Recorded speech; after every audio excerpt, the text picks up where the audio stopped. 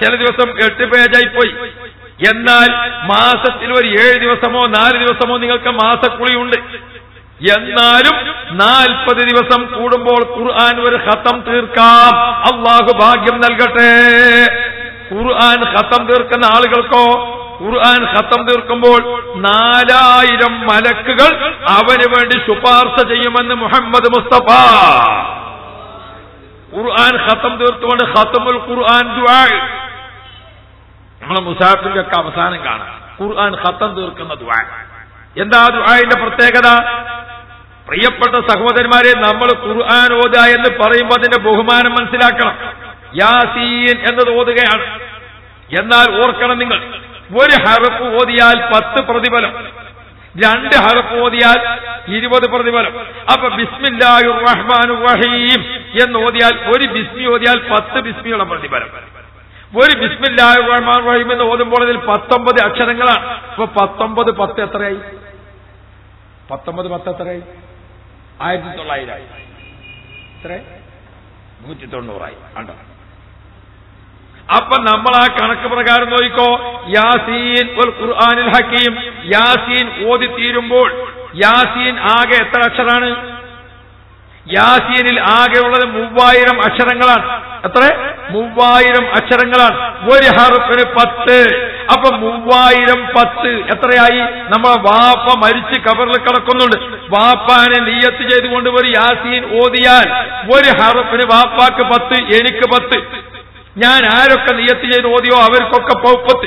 അപ്പൊ യാസീനിലെ 3000 ഹർഫാണ്. ഓരോ ഹർഫിനും 10 പ്രതിഫലം തരുമ്പോൾ 3000 10 എത്രയായി സഹോദരന്മാരെ? ഈ കണക്കിലാണ് അല്ലാഹു തആല ഖുർആന് പ്രതിഫലം കൊടുക്കുന്നത്. അല്ലാഹു തആല ഖുർആന് പ്രതിഫലം കൊടുക്കുന്നത് ഈ രൂപത്തിലാണ്. അത് തന്നെ 10 എന്നാ പറഞ്ഞത്. ഇന്ത്യന്റെ 10 എന്നാണോ, സൗദി അറേബ്യന്റെ 10 എന്നാണോ, കുവൈത്തിന്റെ 10 എന്നാണോ, അമേരിക്കന്റെ 10 എന്നാണോ? അതിവിടെ പറഞ്ഞിട്ടില്ല. അന്തംഗമ്യായി ഓതിയാ ഇന്ത്യന്റെ 10 കിട്ടും. അങ്ങനെ ഉണ്ടല്ലോ, ഓതുണ്ടെങ്കിൽ ഉണ്ട്, ഇല്ലെങ്കിൽ ഇല്ല. അങ്ങനെ ഓതിയാൽ നമ്മളെ ഇന്ത്യന്റെ 10 കിട്ടും. കുറച്ചൊന്ന് ശ്രദ്ധിച്ച് ഓതിയാൽ മക്കത്തെ 10 കിട്ടും, സൗദി അറേബ്യന്റെ 10. ഒന്നുകൂടി നല്ല ശ്രദ്ധിച്ച് ഓതുകയാണെങ്കിൽ അമേരിക്കന്റെ 10 ആകും. നല്ല പോലെ ശ്രദ്ധിച്ച് എങ്ങനെ ഓതു എടുത്ത് നല്ല രീതിയിൽ കൃത്യമായിട്ട് ഓതാൻ, ഖിബിലക്ക് മുന്നിട്ട് സുഗന്ധങ്ങളൊക്കെ പൂശി നല്ല വസ്ത്രമൊക്കെ ധരിച്ച് നല്ല അർത്ഥങ്ങളൊക്കെ ചിന്തിച്ച് ആ ഖുർആൻ ഓതുന്നതിലേക്ക് തന്നെ ശ്രദ്ധിച്ച് 100% നിബന്ധനയോട് കൂടെ ഓതാണോ ഓന് കുവൈത്തിന്റെ 10 കിട്ടും. കുവൈത്തിന്റെ 10ന് ഇവിടെ എത്ര കിട്ടാന്നറിയാം? എത്ര കിട്ടുക? എല്ലാം കൂടി ഇവിടുന്ന് കണക്ക് കൂട്ടണ്ട, നാട്ടിൽ പോയിട്ട് കൂട്ടി നോക്കി.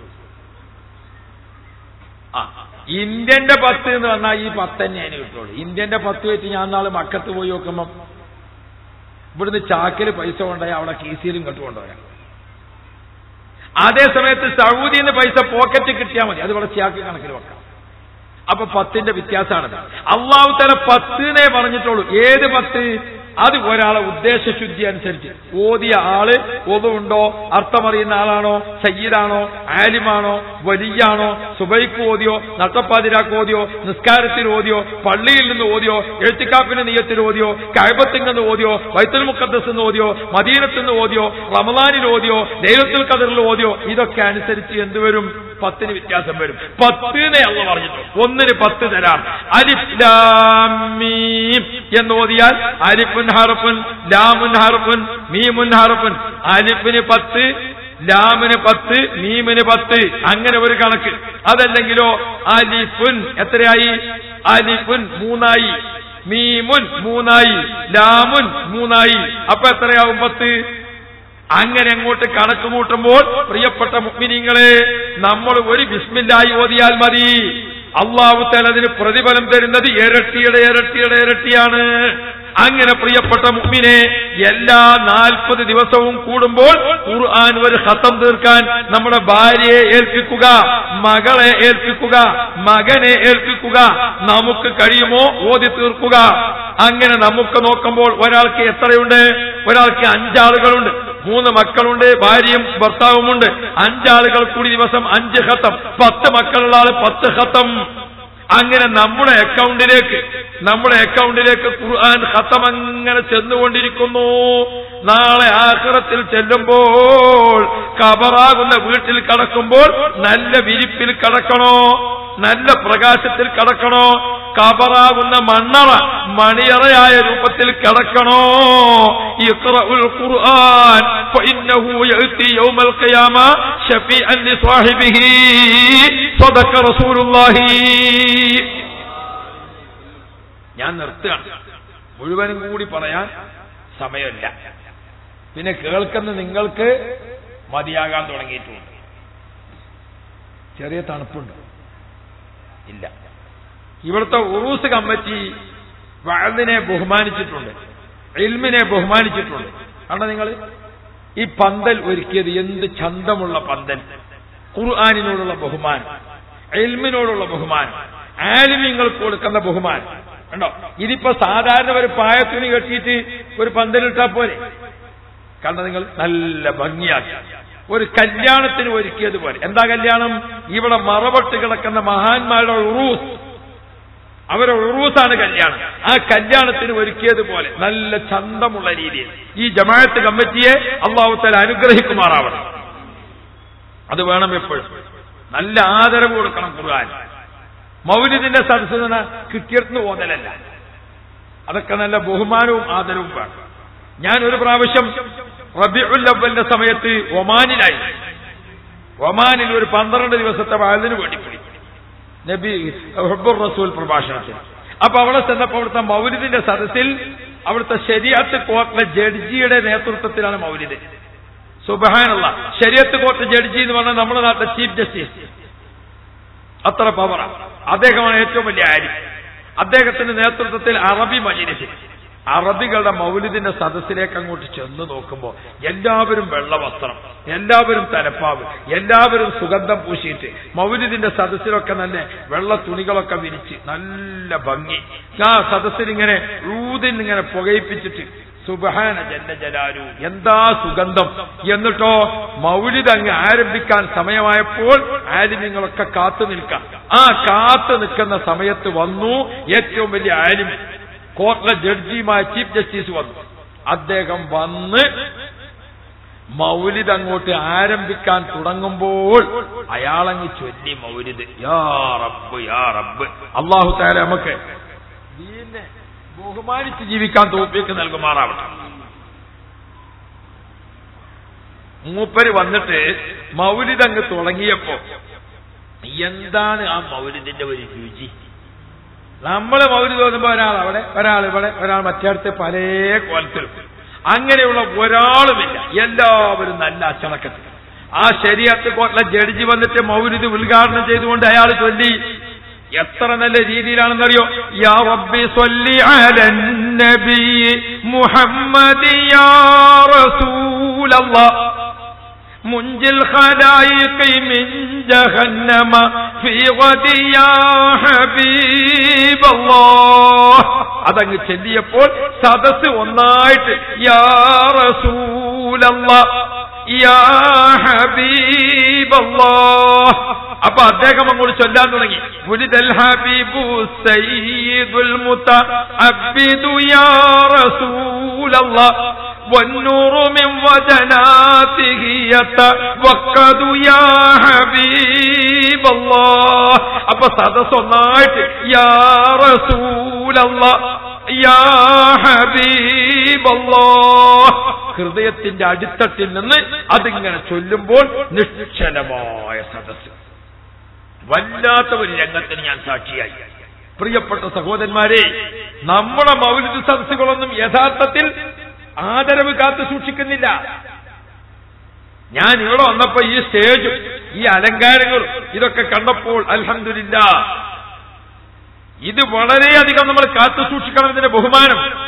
വിശുദ്ധ ഖുർആൻ ഓതാനിരിക്കുമ്പോൾ ഖുർആൻ ഓതുന്ന മുസല്ല, ഖുർആൻ ഓതാനിരിക്കുന്നത്, ഞാൻ ഇടയ്ക്കൊരു കാര്യം പറയട്ടെ, നമ്മുടെ എല്ലാവരുടെയും വീട്ടിൽ ഒരു കുറഞ്ഞ സ്ഥലം, കുട്ടികൾ മൂത്രമൊഴിക്കാത്ത, മാലിന്യങ്ങളില്ലാത്ത, ചെരുപ്പിട്ട് ചവിട്ടാത്ത നല്ല ശുദ്ധിയുള്ള സ്ഥലം കുറച്ചെങ്കിലും നമ്മുടെ വീട്ടിൽ വേണം. ഒരു റൂമോ ഏതെങ്കിലും ഒരു ഭാഗമോ. എന്തിന്?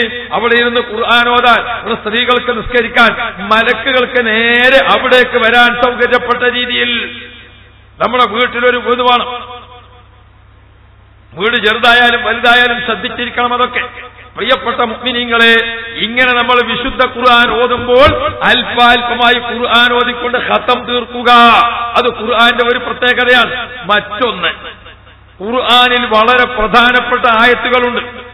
ആ ആയത്തുകൾ നമ്മൾ പാരായണം ചെയ്യുമ്പോൾ പിശാചിന്റെ ഉപദ്രവത്തിൽ നിന്ന് നമ്മുടെ ഈമാനിനും ശരീരത്തിനും കാവൽ നിൽക്കുന്നതിന് അല്ലാഹു തആല പ്രത്യേകം വെച്ചിരിക്കുന്ന ആയത്ത് ഏതാണ്? ആയത്ത് റഈസു ആയൽ ഖുർആൻ. ഖുർആൻ ആയത്തുകളുടെ പ്രസിഡന്റ്, ഖുർആൻ ആയത്തുകളുടെ നേതാവ് ഏതാണത്? അല്ലാഹു ലാ ഇലാഹ ഇല്ലാ ഹുവൽ ഹയ്യുൽ ഖയ്യൂം. ഒരു ദിവസം 11 പ്രാവശ്യം ഓതുക. 11 പ്രാവശ്യം ആയത്തുൽ കുർസി ഓതുന്നുണ്ടോ ശൈത്താന്റെ ഉപദ്രവത്തിൽ നിന്ന് കാവലാണെന്ന് മുഹമ്മദ് മുസ്തഫ. 11 പ്രാവശ്യം ഓതാൻ കഴിയോ? ബേജാറാവണ്ട, ഒന്നിച്ചു ഓതണ്ട. പിന്നെ 5 നേരം പള്ളിയിൽ നിന്ന് വാങ്ക് കേൾക്കും. വാങ്ക് കേട്ട് ഇഖാമത്ത് കൊടുക്കുന്നതിനിടക്ക് ഒരായത്തുൽ കുർസി. 1. 2. നിസ്കാരം കഴിഞ്ഞ് ഇരുന്നിട്ട് ഒരായത്തുൽ കുർസി. 3.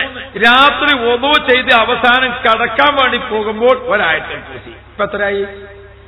5 വാങ്കിന് 5, 5 നിസ്കാരത്തിന് 5, രാത്രി കടക്കുമ്പോൾ 1. എത്രയായി? 31. 11 ആയത്തുൽ കുർസി നിങ്ങൾക്ക് പതിവുണ്ടോ? ശൈത്താൻ നിങ്ങൾ അടുക്കലേക്ക് വരൂല എന്ന് മുഹമ്മദ് മുസ്തഫ. ആരാണ് ശൈത്താൻ?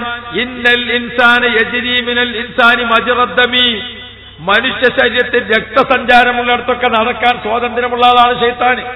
ശൈത്താന്റെ ഉപദ്രവത്തിൽ നിന്ന് നമുക്ക് കാവൽ ലഭിക്കാൻ ആയത്തുൽ കുർസി ഓതണമെന്ന് മുഹമ്മദുർ റസൂലുള്ളാഹി. 1. രണ്ടാമത്തത്, ആത്മഹത്യാമരണങ്ങൾ പെരുകി വരുന്നു, അപകടങ്ങൾ കൂടി വരുന്നു, പ്രതിസന്ധികൾ വർദ്ധിച്ചു വരുന്നു.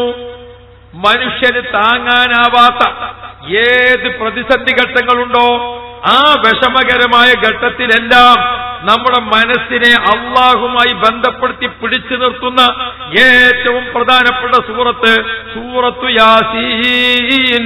ഇന്ന ലികുല്ലി ശൈഇൻ ഖൽബ വ ഖൽബുൽ ഖുർആനി സൂറത്തു യാസീൻ. ഓരോ സാധനത്തിനും അതിനെ നിയന്ത്രിക്കുന്ന ഒരു കൽബുണ്ട്. ഖുർആനിന്റെ കൽബ് എന്ന ബഹുമാനമുള്ളത് യാസീൻ സൂറത്താണെന്ന് മുഹമ്മദ് മുസ്തഫ. എപ്പോഴും ദിവസം ഒരു യാസീനെങ്കിലും. യാസീന്റെ ശക്തി എത്രയാണ്?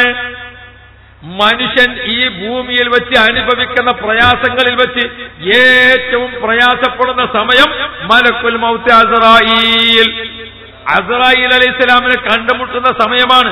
ആ സമയത്ത് അസ്റായീലിനെ കണ്ടുമുട്ടുമ്പോൾ നമ്മുടെ റൂഹ് സമാധാനപരമായി പുറത്തിറങ്ങാൻ, ബേജാറും വിഷമങ്ങളുമില്ലാതെ കെലിമ ചൊല്ലാൻ നമുക്ക് സഹായം ലഭിക്കണോ? പ്രതിസന്ധിയുടെ ഘട്ടത്തിൽ ഓതേണ്ട യാസീൻ സൂറത്ത് ലക്കിനു മൗത്താക്കും സൂറത്ത് യാസീൻ. മരണമാസന്നമായ ആളടുക്കൽ നിങ്ങൾ യാസീൻ ഓതിക്കോ മുഹമ്മദ് മുസ്തഫ. സുബ്ഹാനല്ലാഹ്.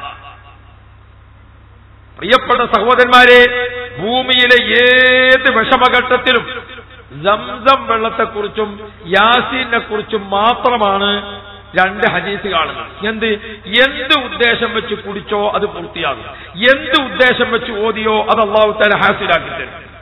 അതാ യാസീന്റെ പവർ. അതിന് ഞമ്മക്ക് എന്താ കിട്ടാത്തത്? നമ്മൾ ഓതിയതും ആ കോലത്തിലായിട്ട് അങ്ങനെയുണ്ട്. വളച്ചോനെ, ഞാൻ യാസീൻ ഓതാൻ തുടങ്ങിയിട്ട് കുറെ ആയി, ഇതുവരെ ഒന്നും കിട്ടിയിട്ടില്ല എന്ന് ആരും ബേജാറാവണ്ട. പണ്ട് ബറാത്തിന് യാസീൻ ഓതിയാലേ റിസ്ക് വിശാലമാകുന്ന ഉസ്താദ് വാഴ്ന്നു. ഒരു ഉമ്മാമ യാസീൻ ഓതി, 3 യാസീൻ മട്ടത്തിൽ ഓതി. ആ കൊല്ലം മഹാമോശം, ഒരു വരുമാനമല്ല, പച്ച കഷ്ടപ്പാടായി. പിറ്റേത്തെ വർഷത്തിൽ ഉമ്മാമ യാസീൻ ഓതിയിട്ട് പറഞ്ഞ പഠിച്ചോനെ കഴിഞ്ഞ വർഷത്തമായി വെച്ചാൽ നീ എനിക്ക് കണക്കാക്കണ്ട, ഞാൻ എങ്ങനെയെങ്കിലും ജീവിച്ചോണ്ട്. യാ റബ്ബേ,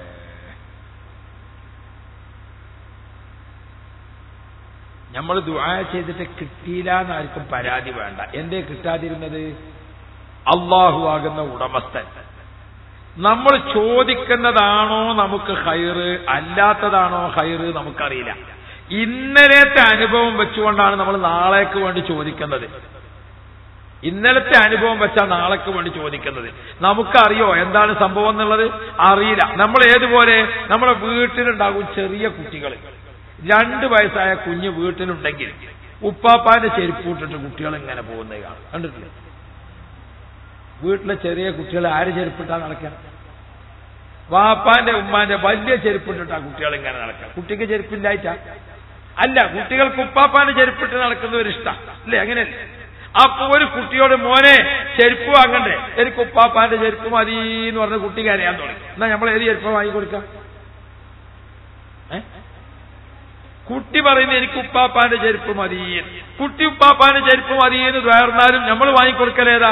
നമ്മൾ പുതിയ ചെരുപ്പ് വാങ്ങാൻ പീടികയിൽ കൂട്ടിക്കൊണ്ടുപോയി കുട്ടിയുടെ കാലിന് ഒരു ഷൂ വാങ്ങിക്കൊടുത്ത് അത് പിപ്പി എന്ന് പറഞ്ഞിട്ടൊരു സൗണ്ട് ഉണ്ടായി, കിടി കിടി കിടി എന്ന് പറഞ്ഞിട്ട് ലൈറ്റൊക്കെ ഇങ്ങനെ കത്തി. അപ്പതാ കുട്ടി ചോദിക്കുന്നത് ഉപ്പാപ്പാന്റെ ചെരുപ്പാണെങ്കിലും വാങ്ങിക്കൊടുക്കുന്ന നമ്മൾ അവന്റെ കാലിന് ഭാഗത്തുനിന്ന് വാങ്ങിക്കൊടുക്കും, ഇല്ലേ? ഇതാണ് അള്ളാഹു തആലാന്റെ രീതി. നമ്മൾ അള്ളാഹിനോട് വേർക്കാണ് എനിക്ക് ഉപ്പാപ്പാന്റെ ചെരുപ്പ് മതി, അപ്പൊ അള്ളാഹു തആല കാലിന് ഭാഗത്ത് തരും. നമ്മളെ ദുആക്ക് ഉത്തരം കിട്ടിയില്ല എന്ന് കരുതണ്ട. അള്ളാഹു തആല ഖൈറായത് തന്നുകൊണ്ടേയിരിക്കുന്നുണ്ട്. അപ്പൊ പ്രിയപ്പെട്ട മുഅ്മിനീങ്ങളെ, നമ്മൾ യാസീൻ ഓതിക്കൊണ്ട് റബ്ബിനോട് ചോദിച്ച ചോദ്യം അള്ളാഹു തആല തട്ടിക്കളയുകയില്ല. ഏത് പ്രതിസന്ധി ഘട്ടത്തിലും നമുക്കുള്ള കാവൽക്കാരൻ യാസീൻ ആണെന്ന് മുഹമ്മദുർ റസൂലുള്ളാഹി.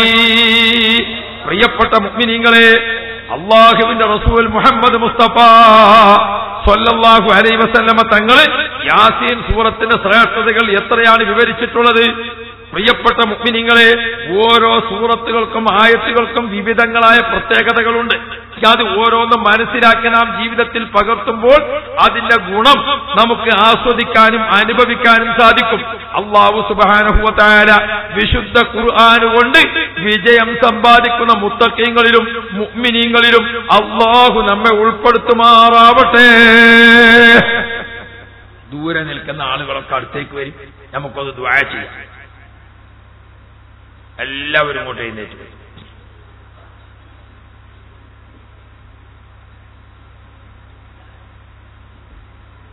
ബഹുമാനപ്പെട്ട സൂഫി ഷഹീദ് അവറുകളുടെ മഖാമിനോട് ഉറൂസിനോടനുബന്ധിച്ചുകൊണ്ട് നടത്തുന്ന ഈ മഹത്തായ സമ്മേളനത്തിൽ നാളെ ബഹുമാനപ്പെട്ട പേരൂർ ഉസ്താദ് വരികയാണ്. അള്ളാഹു അദ്ദേഹത്തിന് ആഫിയത്ത് കൊടുക്കട്ടെ. അള്ളാഹുവേ, നാളെ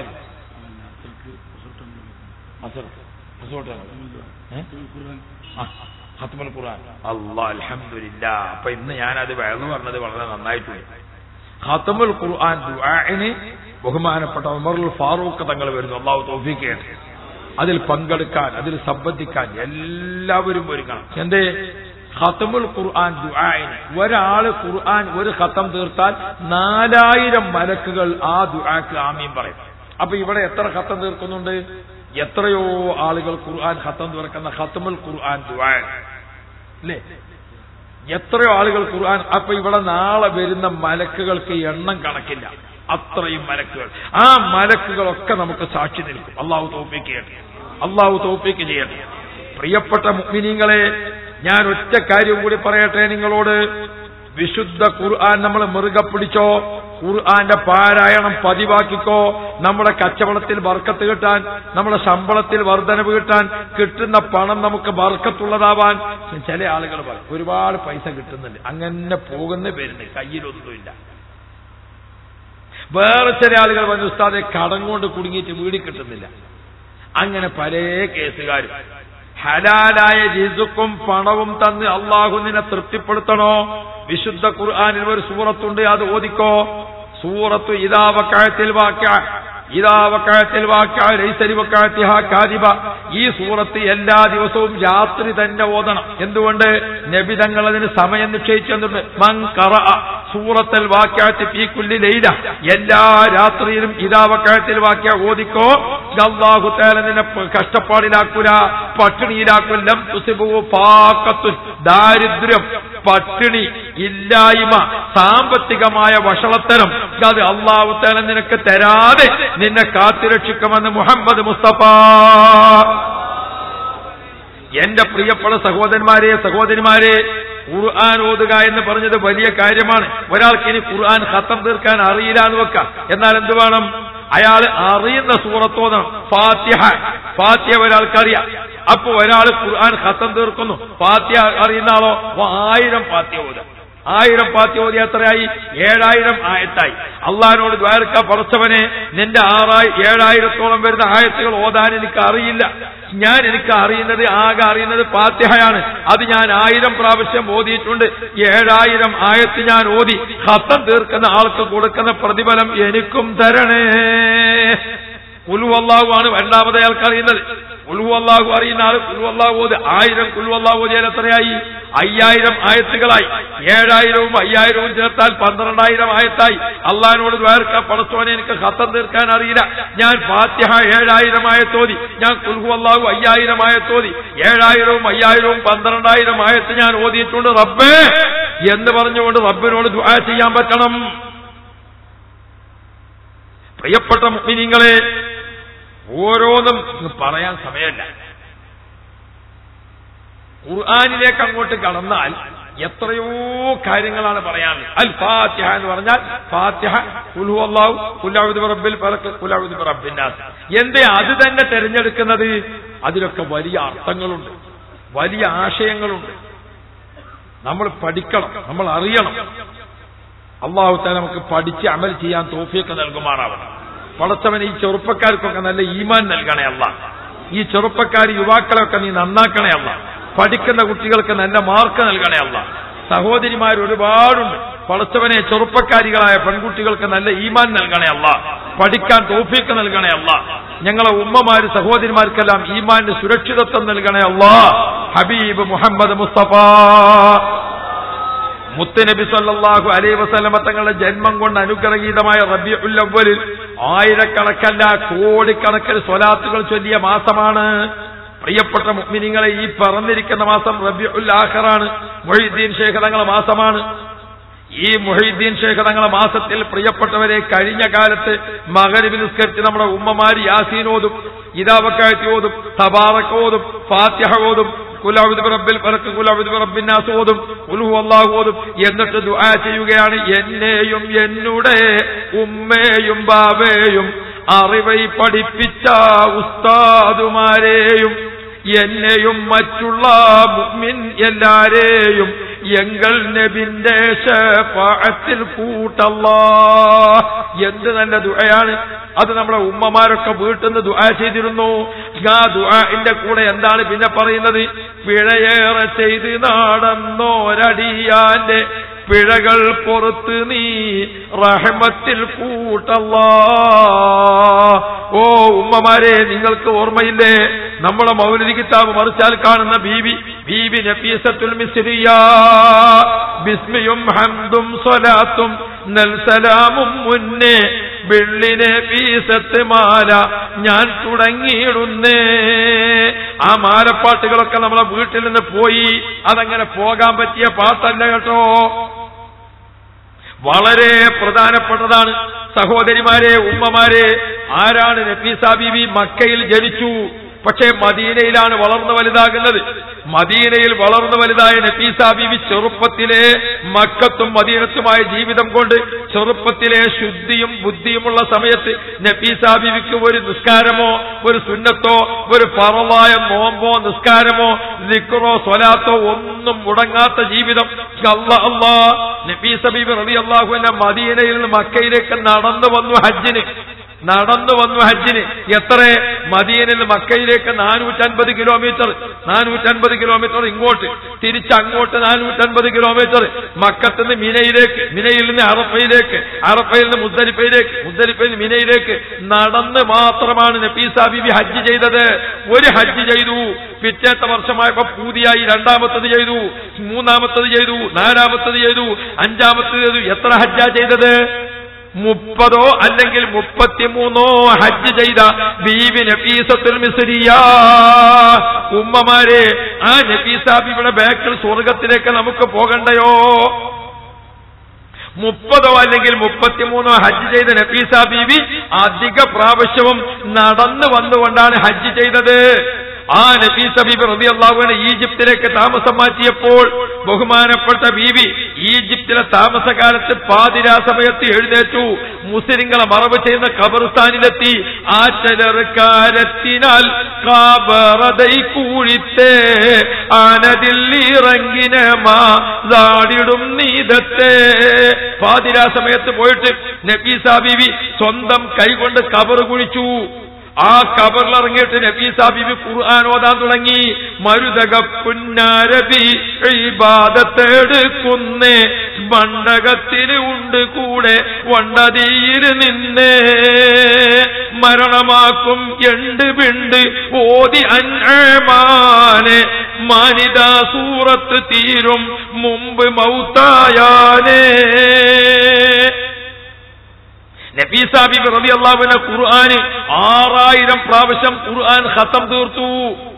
6000 പ്രാവശ്യം ഖുർആൻ ഖതം തീർത്ത നഫീസ ബീബി ഖുർആൻ ഇങ്ങനെ ഓതിക്കൊണ്ടിരിക്കുകയാണ്. സൂറത്തുൽ അൻആം, ലഹും ദാറുസ്സലാം ഇൻദ റബ്ബിഹിം. ആ ആയത്തെത്തിയപ്പോൾ നഫീസ ബീബി തളർന്നു, ഒരു ഭാഗത്തേക്ക് ചെരിഞ്ഞിങ്ങനെ കിടന്നു. വലഭാഗത്തേക്ക് ചെരിഞ്ഞങ്ങ് കിടന്നപ്പോൾ നഫീസ ബീവിയുടെ അടുക്കലേക്ക് സഹപാഠികൾ ഓടിക്കൂടി, വൈദ്യന്മാർ ഓടി വന്നു, നഫീസ ബീവിയെ പരിശോധിച്ചു. ഉടനെ തന്നെ ഡോക്ടർമാർ പറഞ്ഞു, മരുന്ന് കഴിക്കണം, വെള്ളം കഴിക്കണം, നിങ്ങൾ ആയുസ് അപകടത്തിലേക്ക് പോവുകയാണ്.